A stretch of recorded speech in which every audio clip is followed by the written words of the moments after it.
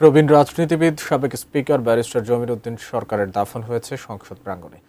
রোববার ভোরে রাজধানীর একটি হাসপাতালে চিকিৎসাধীন অবস্থায় তার মৃত্যু হয়।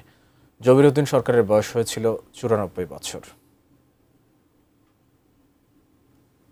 ২০০১ সাল থেকে ৮ বছর জাতীয় সংসদের স্পিকার হিসেবে দায়িত্ব পালন করেছেন ব্যারিস্টার জমির উদ্দিন সরকার।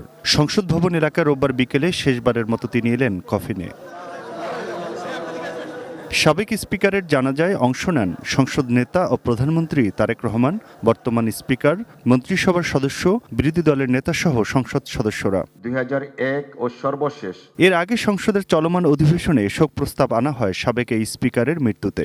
শোক প্রস্তাবের উপর আলোচনা হয় জাতীয় সংসদে। যার সম্বন্ধে কখনো কারো কাছ থেকে কোনো অভিযোগ শুনতে পাইনি। জাতি এক মহান সন্তানকে হারালো। ব্যারিস্টার জমির উদ্দিন সরকার সাহেব ছিলেন সেলফ মেড ম্যান। নিজের মেধা দিয়ে তিনি বড় হয়েছেন।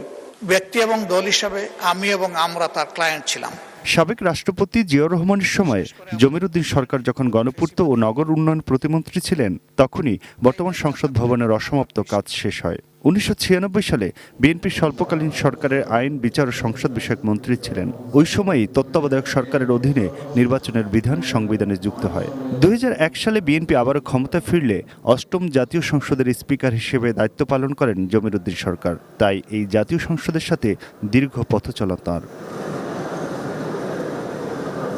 2002 সালে তৎকালীন রাষ্ট্রপতি এ.কে.এম. বদরুদ্দোজা চৌধুরীর পদত্যাগের পর 3 মাসের জন্য বাংলাদেশের ভারপ্রাপ্ত রাষ্ট্রপতির দায়িত্ব পালন করেন জমির উদ্দিন সরকার।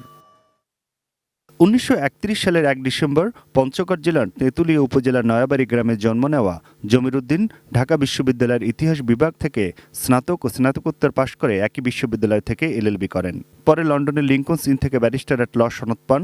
দেশে ফিরে আইন পেশায় যুক্ত হয়ে সুপ্রিম কোর্টের সংবিধান, দেওয়ানি ও ফৌজদারি আইনে বিশেষজ্ঞ হিসেবে পরিচিত পান। ছাত্র ফেডারেশনের মাধ্যমে রাজনীতিতে হাতেখড়ি, পরে ছাত্র ইউনিয়ন ও ন্যাপের রাজনীতিতে যুক্ত হন। 1971 সালে হাইকোর্টের আইনজীবীদের মধ্যে যারা মুক্তিযুদ্ধের পক্ষে সক্রিয় ভূমিকা পালন করেছিলেন, জমির উদ্দিন সরকার তাদের অন্যতম। জিয়াউর রহমান জাগদল গঠন করলে তাতে যোগ দেন জমির উদ্দিন সরকার। পরে বিএনপি প্রতিষ্ঠিত হলে আমৃত্যু তিনি স্থায়ী কমিটির সদস্য ছিলেন।